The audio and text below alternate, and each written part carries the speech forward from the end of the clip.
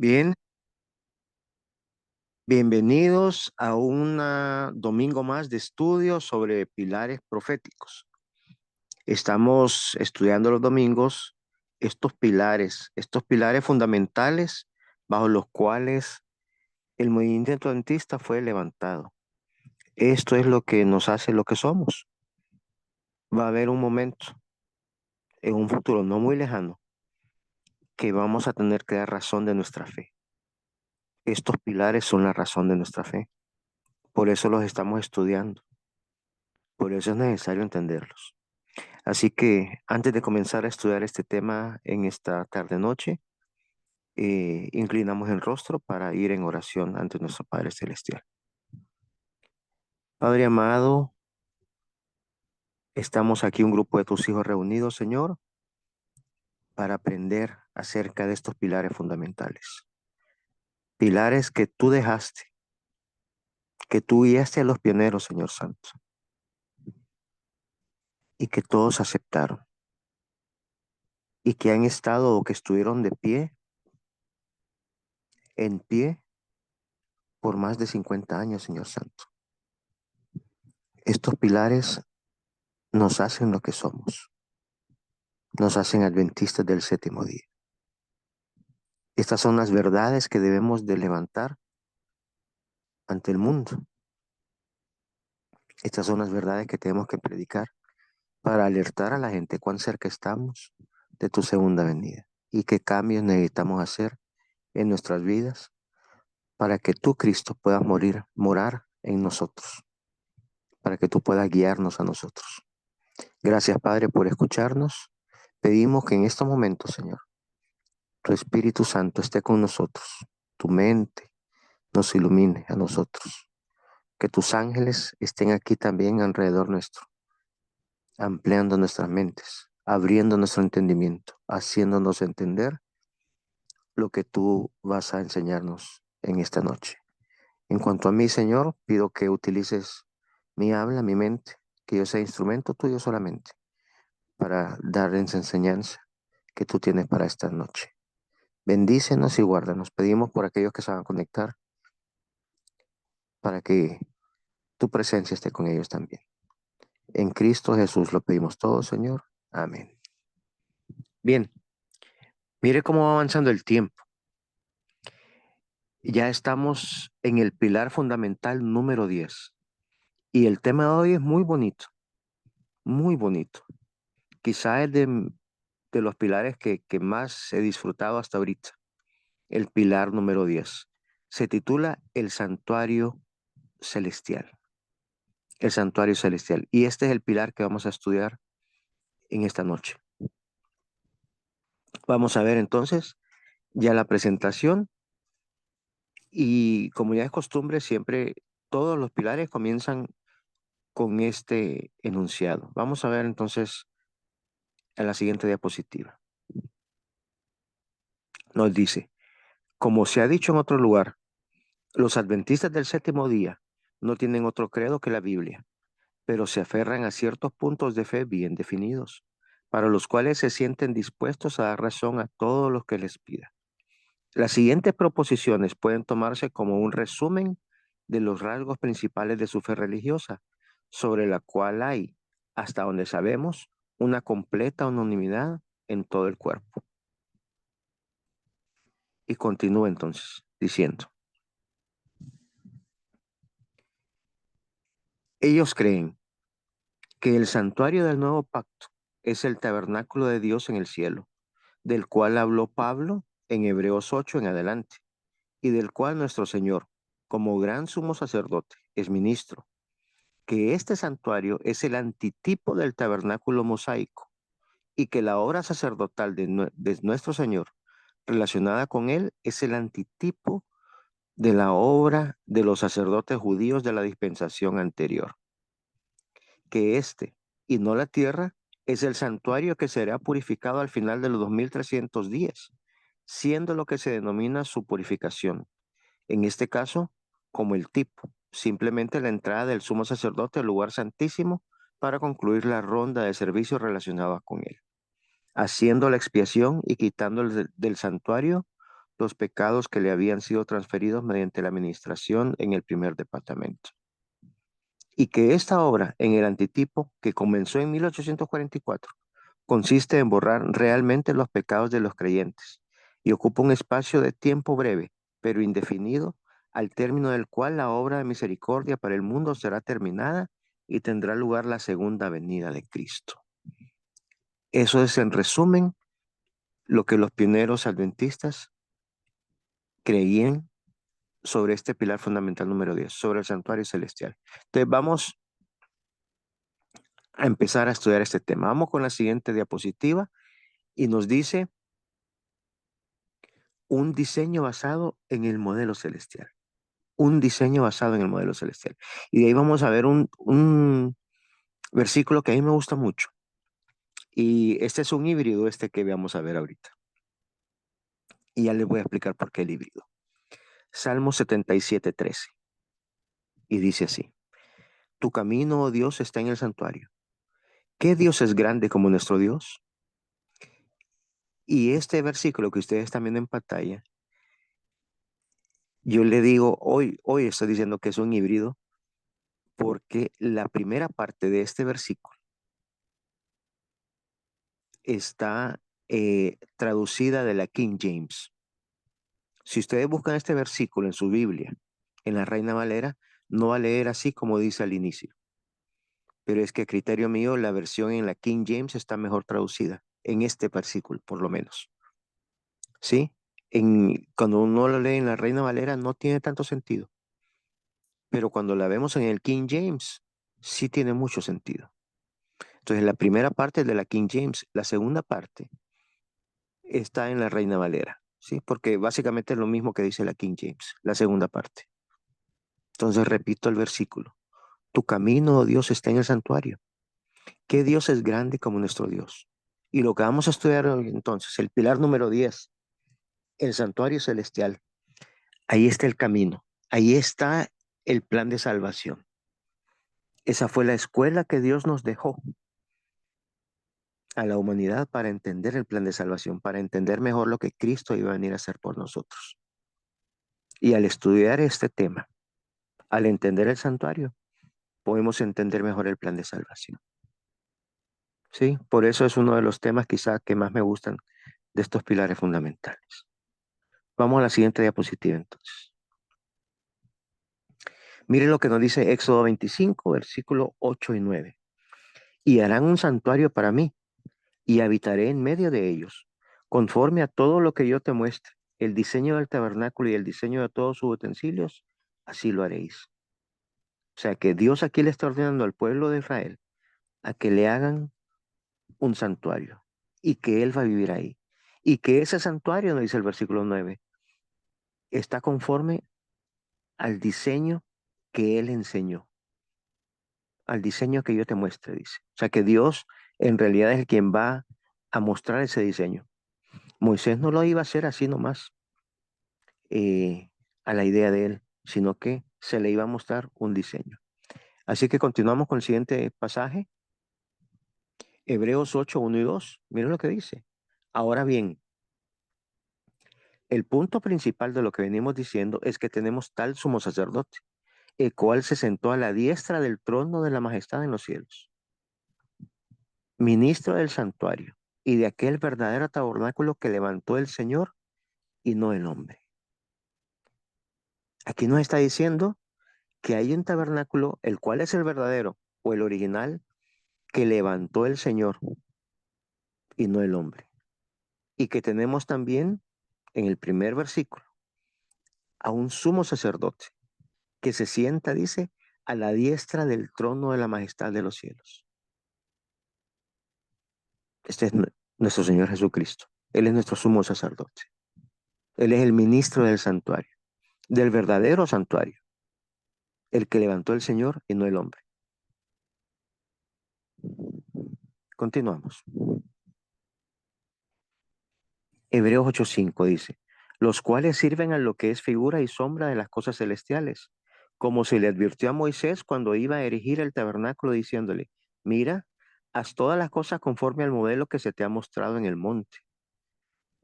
Aquí vemos la película un poquito más completa. Cuando se da la orden entonces en Éxodo de hacer un santuario, es conforme al modelo del verdadero, del que hizo el Señor en el hombre, del santuario que está en los cielos. Por eso el estudio de esta noche es el pilar número 10, el santuario celestial. El santuario que se hizo aquí en la tierra era figura nada más o sombra del verdadero santuario, del que está en el cielo. Y a Moisés se le mostró un modelo. O sea que el de aquí, el que se hizo aquí en la tierra, es una copia del que existe en el cielo. El de aquí ya no existe hoy en día. Existió en el pasado y fue una copia del verdadero, del que existe en el cielo. Ese es el pilar fundamental número 10. Avanzamos. Nos dice, pero ahora tanto mejor ministerio es el suyo, cuanto es mediador de un mejor pacto, establecido sobre mejores promesas. Porque si aquel primero hubiera sido sin defecto, ciertamente no se hubiera procurado lugar para el segundo. O sea que este santuario, el verdadero, el celestial, está basado en mejores promesas. Y que el primero, el primer pacto o el primer contrato, un pacto es un contrato también, ¿sí? Había sido sin defecto. La falta era no en el contrato en sí, sino que en una de las partes, en algunos que prometieron. En esa venía la falta. Vamos a ver aquí, en el siguiente versículo nos aclara un poco más. Dice, he aquí vienen días, dice el Señor, en que estableceré con la casa de Israel y la casa de Judá un nuevo pacto. No como el pacto que hice con sus padres el día que los tomé de la mano para sacarlos de la tierra de Egipto, porque ellos no permanecieron en mi pacto, y yo me desentendí de ellos, dice el Señor. Por lo cual, este es el pacto que haré en la casa de Israel después de aquellos días, dice el Señor.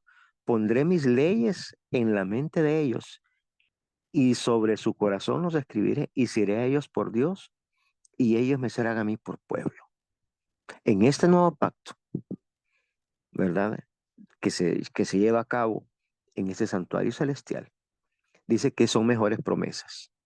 En el primero, si nosotros recordamos, quien prometió fue el pueblo de Israel.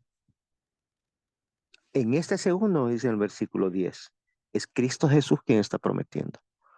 Por eso el segundo pacto es basado en mejores promesas. Y la promesa es, y tenemos que reclamarla, hermanos, que Cristo pondrá sus leyes, sus mandamientos en nuestra mente y en nuestros corazones. Y el Padre será nosotros por Dios, y nosotros seremos su pueblo. En eso consiste el nuevo pacto. El contrato no cambió, cambiaron las partes y cambiaron las promesas. Ahora ya no es el pueblo de Israel que promete hacerlo, sino que es Cristo quien está prometiendo hacerlo en nosotros. ¿Sí? Continuamos pues. Ahora miren qué interesante lo que plantea acá. Ahora bien, dice, aún el primer pacto tenía ordenanzas de culto y un santuario terrenal. Aquí ya se nos va a hacer una descripción de este santuario que está en el cielo, del verdadero, y que lo mismo tenía también entonces el de la tierra, porque el de la tierra era copia del cielo. Entonces mire lo que nos dice. Ahora bien, aún el primer pacto tenía ordenanzas de culto y un santuario terrenal, porque el tabernáculo estaba dispuesto así.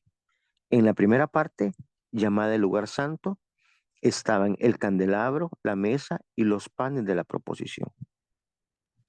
Repetimos, en la primera parte, llamada el lugar santo, estaban el candelabro, la mesa y los panes de la proposición. Tras el segundo velo estaba la parte del tabernáculo llamado el lugar santísimo, el cual tenía un incensario de oro y el arca del pacto cubierta de oro por todas partes, en la que estaban una urna de oro que contenía el maná, la vara de Aarón que reverdeció y las tablas del pacto. Y sobre ella los querubines de gloria que cubrían el propiciatorio, de las cuales cosa no se puede ahora hablar en detalle. Entonces nos habla aquí de dos departamentos. El primero, el lugar santo, o dos habitaciones, y el segundo, el lugar santísimo. Y nos está describiendo lo que había en cada habitación. Esto en el cielo, en el santuario celestial, pero lo mismo ocurría en el santuario terrenal, que era copia, repito, del verdadero, del celestial. Entonces aquí vamos a ver una imagen en la siguiente diapositiva. Miren qué interesante para graficar un poco mejor lo que estamos leyendo y tener un mejor entendimiento. Vemos aquí que las tribus de Israel están alrededor del campamento, ¿sí? En el centro está el santuario. Vemos que hay una puerta. La puerta está como de tela de cortina de diferente color al resto de la valla, ¿sí? Luego hay un patio. Ese patio se llama el atrio. Hasta ahí llegaba el pueblo de Israel. Ahí llevaba las ofrendas el pueblo de Israel. La regla general es que tenía que ser un cordero macho sin mancha, que simbolizaba a Cristo. Habían excepciones, pero esa era la regla general. Luego ven ustedes que está como rota una parte, solo para que veamos adentro. Hay dos departamentos. El primero, que fue el que leímos, es el lugar santo. Ahí pueden ver ustedes el candelabro, la mesa con los panes, el incensario también.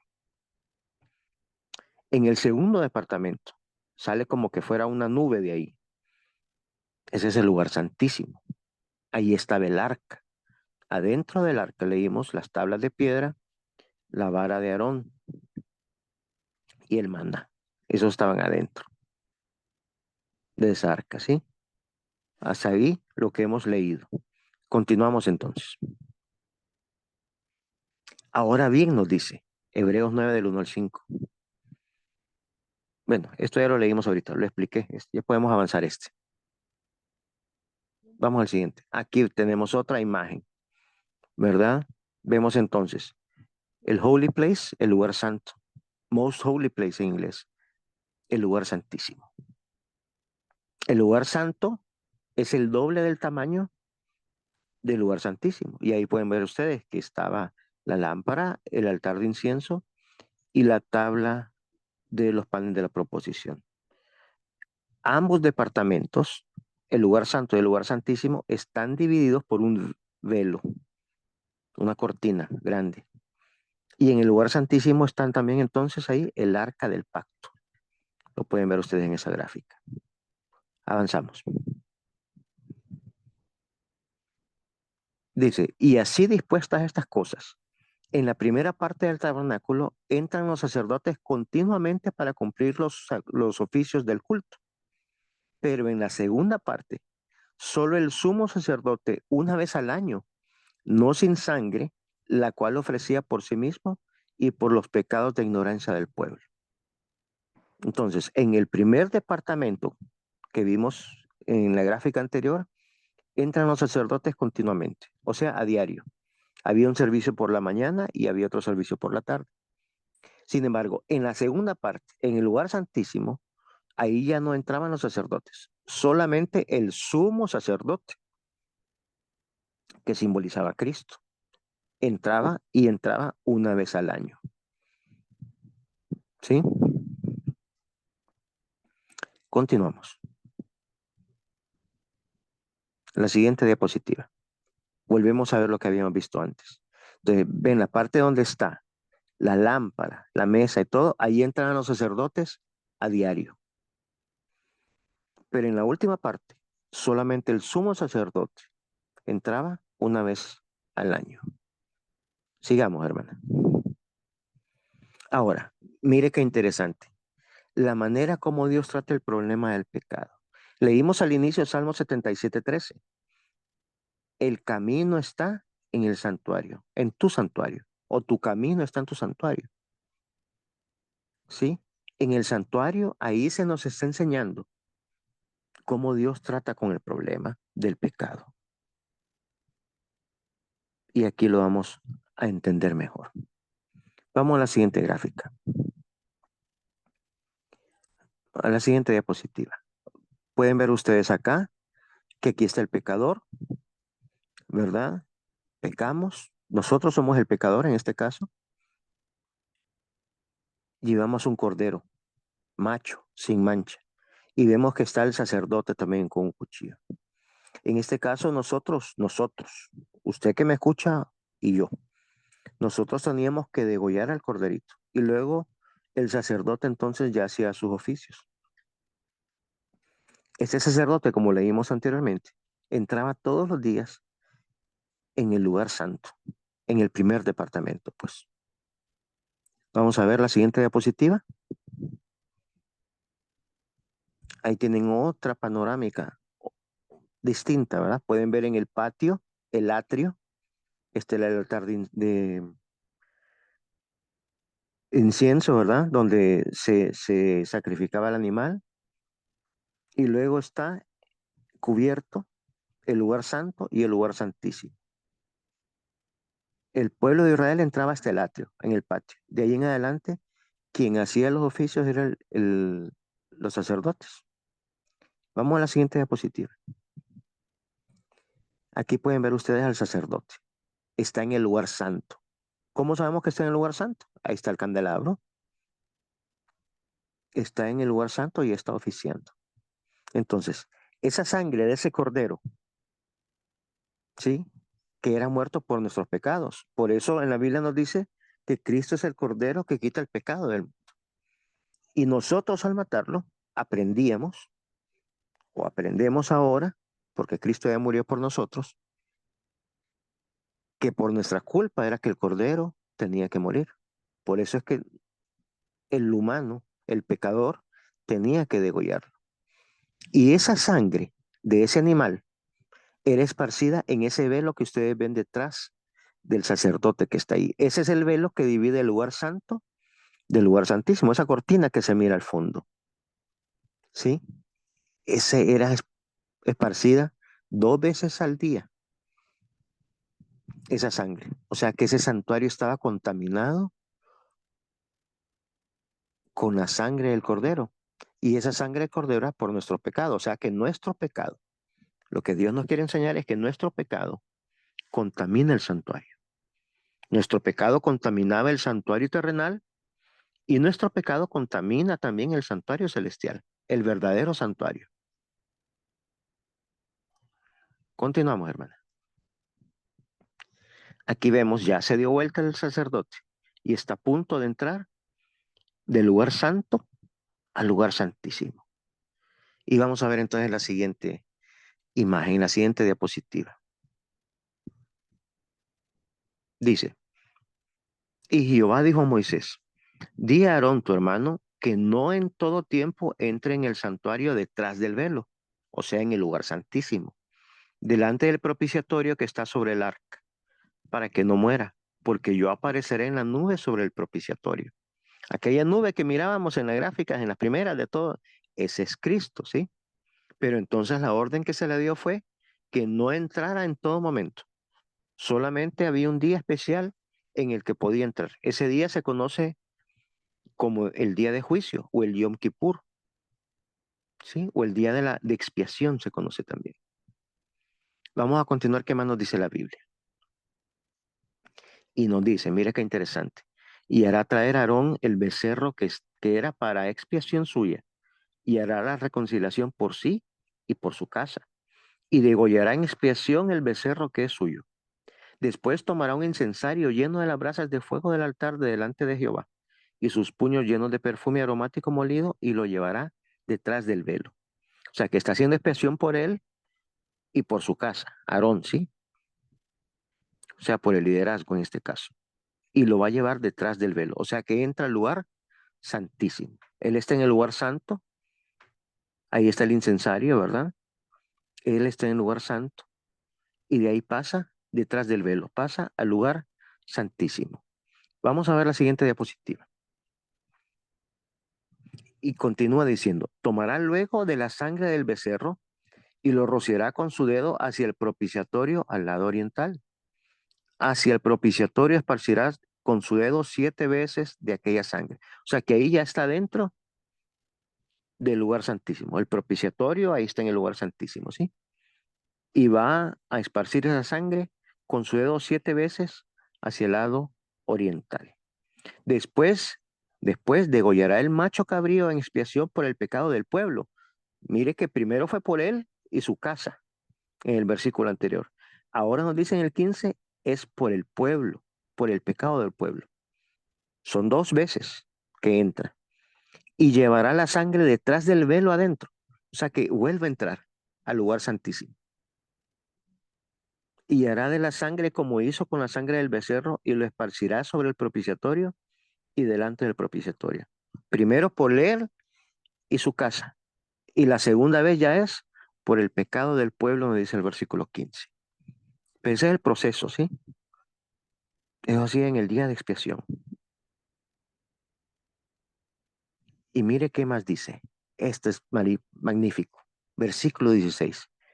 Así purificará el santuario a causa de las impurezas de los hijos de Israel, de sus rebeliones y de todos sus pecados.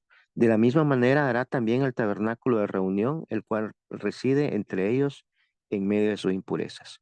O sea que ese santuario que estaba contaminado por el servicio diario de los sacerdotes, que llevaban esa sangre también y se esparcía sobre ese velo que divide el lugar santo del lugar santísimo. El santuario entonces quedaba contaminado con esa sangre, el santuario terrenal. El santuario celestial también se contamina con nuestros pecados, porque esa sangre simbolizaba nuestros pecados. Y el santuario estaba contaminado, el terrenal, y el celestial está contaminado. Así que mediante esta ceremonia del Yom Kippur era purificado el santuario. Luego Azazel era llevado al desierto. Esa parte no está aquí en la lección, pero ese velo que divide el lugar santo del lugar santísimo, que estaba manchado de sangre, porque todos los días se esparcía sangre ahí, ¿sí? Con el oficio que hacía el sacerdote que entraba todos los días al lugar santo. Ese velo automáticamente, sin que nadie lo limpiara ni nada, quedaba limpio. Esa era la señal entonces, al final del año, que Dios había perdonado los pecados del pueblo de Israel. Y como decimos nosotros ahora en español, borrón y cuenta nueva. Ahí terminaba casi el año eh, de Israel. Finalmente después venía la fiesta de las cabañas, de los tabernáculos. Pero eran de las últimas fiestas en ese calendario que el pastor Robles explicó anoche, del calendario hebreo, del calendario judío. De ahí era borrón y cuenta nueva. De ahí venía otro año y empezaban otra vez de cero. ¿Sí? Eso se hacía en el santuario terrenal y también se hace en el santuario celestial. Entonces, vamos a ver la siguiente gráfica. Entonces pueden ver ustedes lo que leímos ahí. El sumo sacerdote, solamente el sumo sacerdote, entraba entonces, pasaba en el lugar santo, se está abriendo la cortina y está entrando al lugar santísimo. Vamos con la siguiente diapositiva y ya vemos entonces aquí al sumo sacerdote en el lugar santísimo, delante de la tabla del propiciatorio, delante del arca. ¿Sí? Esos querubines que ustedes miran ahí, de oro, miren qué interesante. Eso no lo leímos. Ese era el cargo que Lucifer tenía en el cielo. Él era querubín protector, nos dice la palabra de Dios. Ahí estaba Lucifer en el cielo. Era el principal de los ángeles. Y de ahí empezó la rebeldía, la rebelión. Entonces, esto hacía el sumo sacerdote, repito, en el santuario terrenal. Pero también tenemos un sumo sacerdote, leímos al inicio, que es nuestro Señor Jesucristo, que Él hace lo mismo en el santuario celestial. Y por eso entonces es que aparece la siguiente cita. Vamos a ver la siguiente cita en Daniel 8:14. Y él dijo, hasta 2300 tardes y mañanas, luego el santuario sería purificado. Por eso es que es necesario purificar el santuario celestial, porque está contaminado con nuestros pecados. Entonces, después de 2300 tardes y mañanas, en 1844, nuestro sumo sacerdote pasó del lugar santo al lugar santísimo. Y ahí está purificando, ¿verdad? Expiando esas faltas, borrando del registro de pecados, del libro del registro de pecados, nuestros pecados. Eso está haciendo nuestro Señor Jesucristo por nosotros hoy en día. Vamos con la siguiente, Hebreos 9:22. Y casi todo es purificado según la ley con sangre. Y sin derramamiento de sangre no se hace remisión. O sea, quien murió en realidad, aquí vimos que en el terrenal era con la sangre del cordero, pero ese era un símbolo de la sangre de Cristo Jesús. Entonces, nuestro sumo sacerdote lo hace eso con su sangre, en el atrio. Ahí él murió. El atrio es la cruz. Y esa sangre es aplicada a nosotros. ¿Cómo se nos aplica? Por medio de este proceso del juicio. ¿Sí? Continuamos leyendo. La siguiente diapositiva.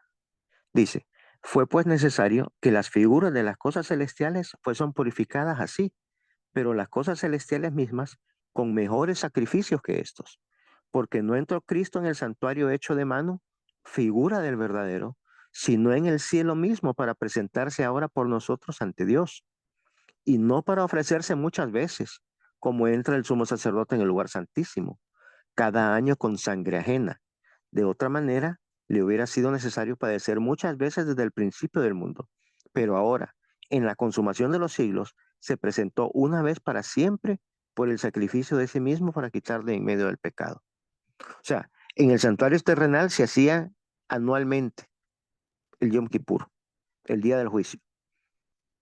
En el santuario celestial, con nuestro sumo sacerdote que es Cristo Jesús, una vez y para siempre. Él pasa, él ascendió, estuvo en el lugar santo, pero luego pasó al lugar santísimo. Y una vez termine esa parte, ese ministerio que está haciendo él, de juicio, que está llevando a cabo el juicio, una vez termine de ser nuestro abogado defensor, en esa etapa del juicio, se acaba la gracia, consumado es, dice, cae el incensario de oro, y Cristo entonces puede venir aquí en su segunda venida por su pueblo. Esa es la última parte casi de la historia, ¿sí? Eso es lo que se lleva a cabo en el santuario terrenal, pero como estamos leyendo ahorita, también se lleva a cabo en el santuario celestial. Cristo, hoy en día entonces, está en el lugar santísimo. Ahí está oficiando por usted y por mí. ¿Sí? Vamos a ver entonces el siguiente pasaje, Hebreos 12:24. Nos dice, a Jesús el mediador del nuevo pacto y a la sangre rociada que habla mejor que la de Abel. O sea, Jesús es nuestro mediador ahora en este nuevo pacto. Y la sangre de él habla mejor que la de Abel. ¿Sí? Por su sangre es que somos nosotros salvos. Por gracia. Continuamos. Vamos a ver otro pasaje aquí en Apocalipsis, en la Biblia, donde demuestra que existe ese santuario, pues. Mire este versículo, qué interesante. Apocalipsis 11:19. Y el templo de Dios fue abierto en el cielo, y el arca de su pacto se veía en el templo. Y hubo relámpagos, voces, truenos, un terremoto y grande granizo. O sea, se abrió el templo en el cielo y se vio el arca. Ahí están los 10 mandamientos adentro de esa arca. Entonces, como hemos aprendido ahora, por eso leímos al inicio, Salmo 77:13. Tu camino, oh Dios, está en el santuario. Al estudiar estas verdades, al comprender esto, estamos entendiendo cómo Dios trata con el problema del pecado. El problema es que somos pecadores y con nuestro pecado contaminamos el santuario celestial. Pero entonces hubo alguien que vino a este mundo, que se despojó de su naturaleza divina y nació aquí como hombre y vino a morir por nosotros. Él es el Cordero, para que por medio de esa sangre nosotros podamos ser perdonados, para que cuando se pueda pasar nuestro nombre en el cielo y el fiscal nos esté acusando, el fiscal es Satanás, el fiscal es el abogado que lleva el trabajo de acusar, para que cuando el fiscal nos esté acusando, venga nuestro abogado defensor y diga, es cierto lo que el fiscal está diciendo. Sin embargo, mi hermana Marta tuvo fe en mí. Aquí firmó el poder ella para que yo la represente. Y yo vine a morir por ella. Entonces el padre ve a su hijo, ve la sangre de su hijo y me dice, me basta con ese pago. Por eso el juicio es parte del Evangelio eterno, son buenas nuevas. Lo que estamos viendo ahorita es el juicio, el proceso que se lleva a cabo y por qué se lleva a cabo. Ese es el pilar fundamental número 10 del santuario celestial. Ahora, vamos a ver qué creían nuestros pioneros. Vamos a ver la siguiente diapositiva. ¿Qué creían nuestros pioneros? Y vamos a leer entonces a John Nevis Andrews. Y él creía lo siguiente. Dice, el santuario de la Biblia es la morada de Dios. Incluye primero el tabernáculo levantado por el hombre, que fue el patrón de lo verdadero. Y segundo, el verdadero tabernáculo que el Señor levantó y no el hombre. El tabernáculo erigido por el hombre, como el patrón de lo verdadero, abarcó primero el tabernáculo de Moisés, segundo el templo de Salomón y tercero el templo de Zorobabel. El verdadero tabernáculo de Dios es el gran original del cual Moisés, Salomón y Zorobabel erigieron figuras, patrones o imágenes. Seguimos el patrón de lo verdadero desde el momento en que fue erigido por Moisés hasta que fusionó en el patrón más grande y glorioso que Salomón hizo restablecer. Rastreamos este edificio hasta el periodo en que fue derribado por Nabucodonosor y permaneció en ruinas durante el cautiverio babilónico.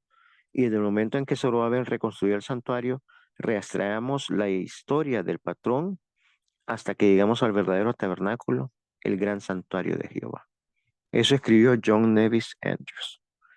Continuamos a ver qué más escribió él.